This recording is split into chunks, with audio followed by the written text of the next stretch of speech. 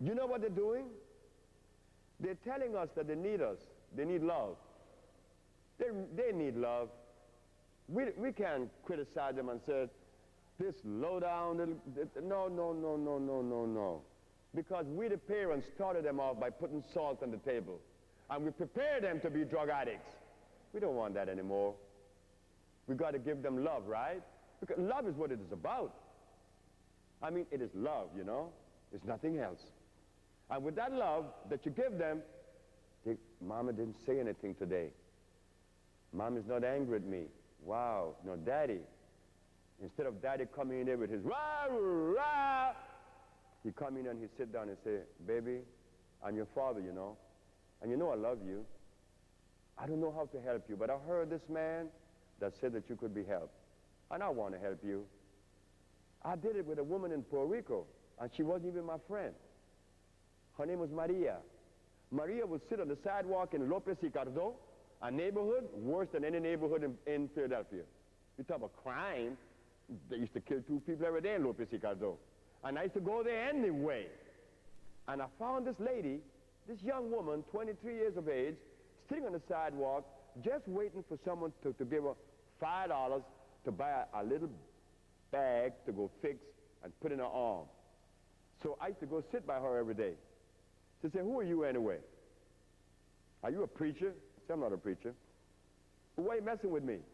I said, because I want to know, how come you have so much testicles, much larger than mine, that you elect to throw your life away?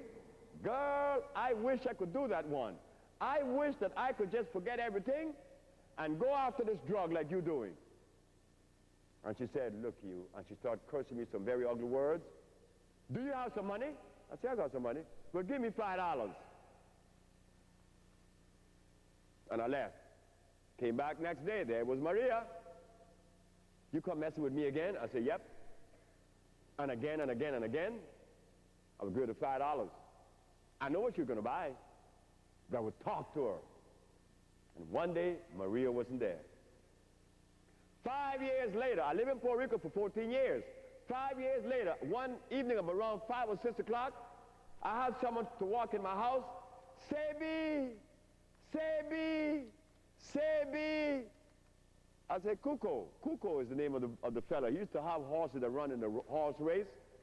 Cuco said, you receive a letter. Oh, from Maria, with a little picture of a little girl. Maria said that of all the people in the world that she remembered was me. And she wanted to tell me the story as to why she was sitting on that sidewalk. Her father abused her sexually. Her uncle abused her sexually. Now, when a father abused a daughter sexually, and a father to a girl is like next to God. You know how much a girl loves her father? And then for him to abuse her sexually? Who does she go to now? Who is left on this planet for her to go to and tell about her feelings? Her father is having sex with her. She said to me in the letter that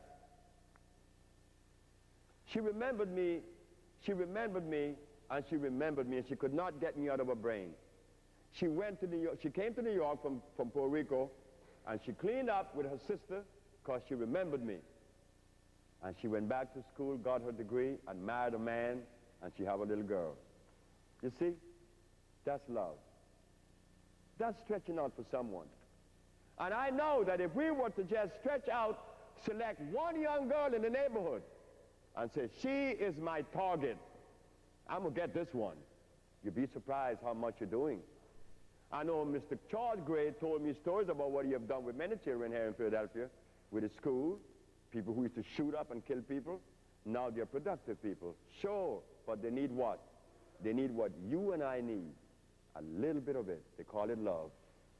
Yes, ma'am. Dr. Sebi, good evening. It's a real thrill to hear how hard you're able to work and improve yourself. I think that's a sign of a very decent behavior. I think people are unable to themselves and they should be much forgiveness by their brothers. But my question is, in my travels, I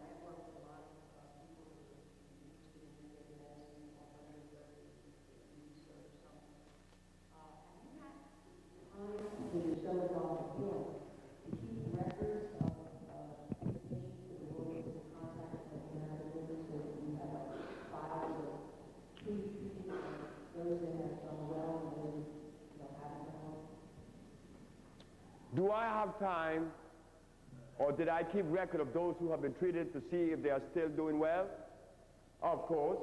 I have right here in New Jersey, Miss Gloria Walker.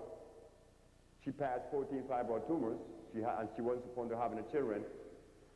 And she have 2 girls. She no longer have the fibroid tumors, and that's been 14 years. I have also Miss Maxine Salam, a beautiful Muslim sister. She had breast cancer 12 years ago. She no longer have it. There's a young man here in Philadelphia by the name of Chovy from Puerto Rico that I'm looking for now, and he had AIDS. He no longer have it, been 8 years.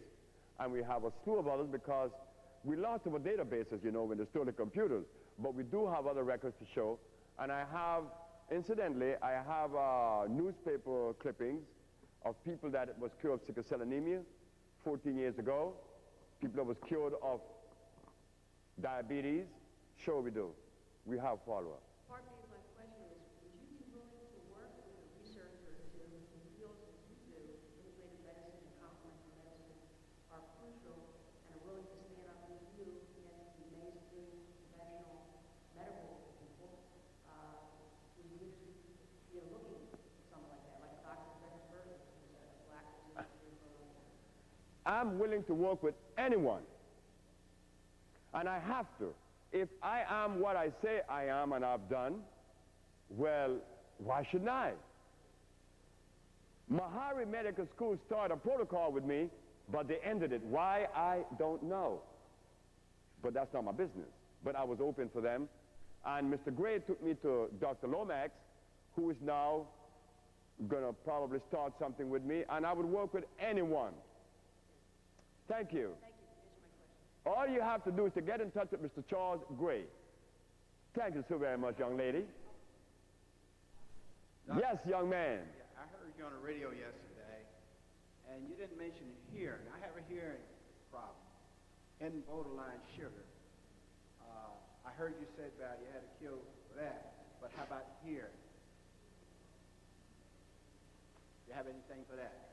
You know, if blind were cured, if AIDS were cured, if leukemia was cured, do you think that air could be cured? Of course. Where does this young man have the mucus now? In the drum of the ear. And they didn't remove it. They preferred to put a hearing aid on him. No, we have to remove why the air is not functioning properly. And it's right in front of him, right here. Yes, sir. And we'd be glad to assist you, sir. Thank you, sir. Thank you. Thank you very much, sir. Dr. Sebi, we're speaking of sea moss. How do you prepare sea moss, and how long can you keep it in your refrigerator? Sea moss, if you just take the sea moss and you boil it,